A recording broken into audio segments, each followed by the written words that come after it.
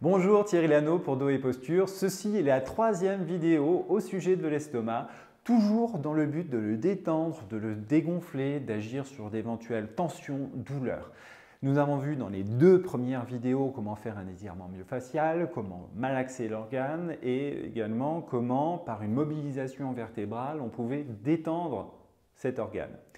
Aujourd'hui, je vais vous apprendre une autre technique réflexe pour agir sur l'estomac et ça va être par activation musculaire qu'on va le détendre. Maintenant, quels sont les muscles qui vont permettre de détendre cet estomac? Vous allez le découvrir maintenant.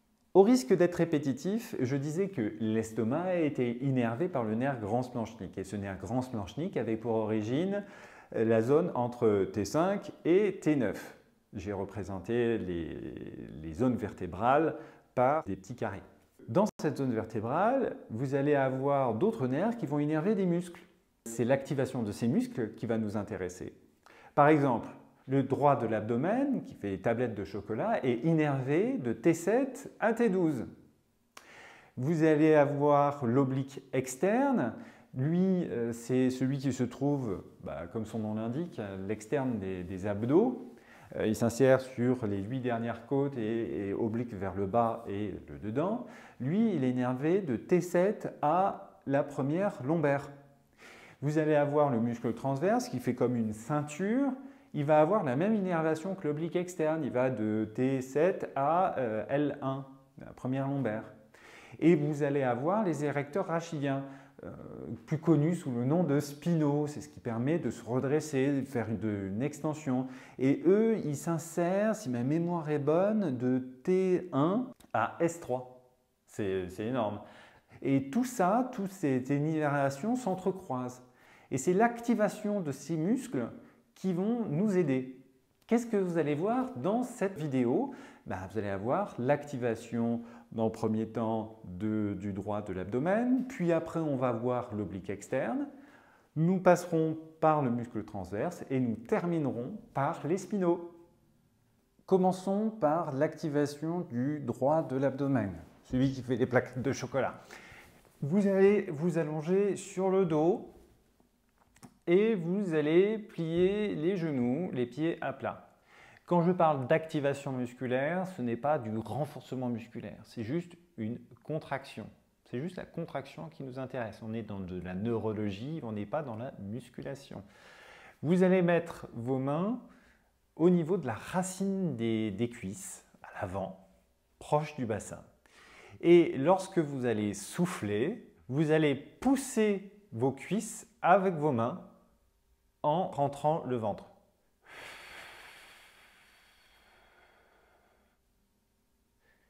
Puis je relâche. Je recommence, je souffle en poussant avec mes mains et en rentrant le ventre. Ça permet de plaquer le bas du dos au sol en même temps. Et on relâche. Tout ce qui est posologie, comme d'habitude, c'est dans la description de la vidéo et dans l'article dédié sur le site internet Dos et Posture.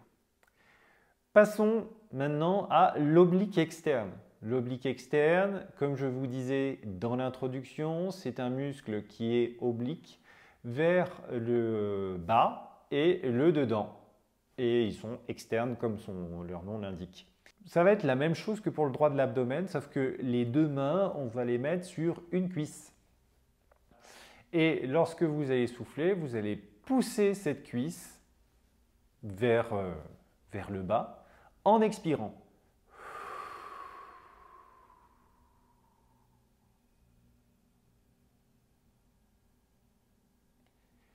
J'inspire et je souffle.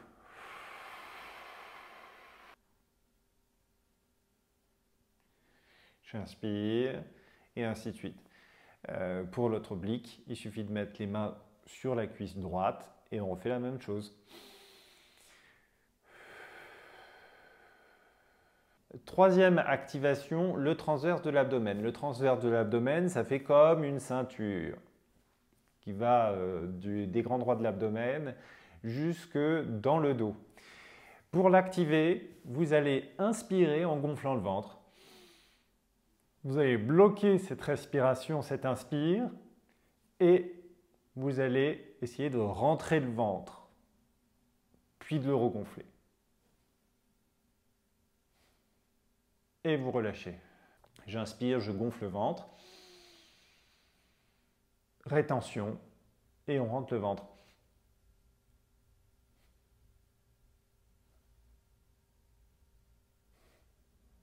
Et on souffle. Pour les érecteurs rachidiens, pour les spinaux, ça va être très simple. On va garder la même position. Vous allez pousser les épaules vers le sol et les fesses vers le sol. Vous allez vous cambrer comme ceci.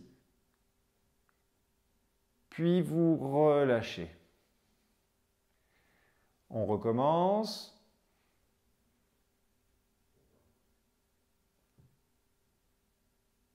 Et je relâche. Voilà, c'est terminé pour ces exercices. Je vous invite à les associer aux exercices présentés dans les 2 premières vidéos. C'est ça qui va agir efficacement sur l'estomac. Donc vous avez l'étirement myofacial, le malaxage de l'estomac, vous avez la mobilisation vertébrale et l'activation musculaire. Je vous dis à la prochaine. Ciao!